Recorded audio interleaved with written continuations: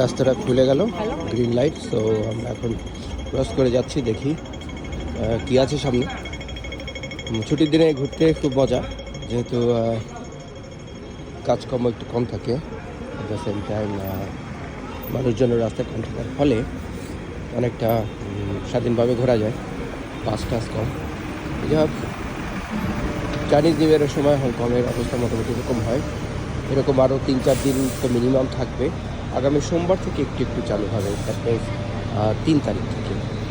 So 29, 30, 38। আচ্ছা, যেমন আমাদের চাঁদ রাতে যেমন অনেক বেচা বিক্রি হয়, মানুষজন অনেক ফল নামে মার্কেটে সব জায়গাতে, এটাও কিন্তু ওই নিউ ইয়ারের আগের রাতে বা আর 2-1 দিন আগে থাকতে কিন্তু কেনাকাটা এবং মানুষের ব্যস্ততা অনেক থাকে।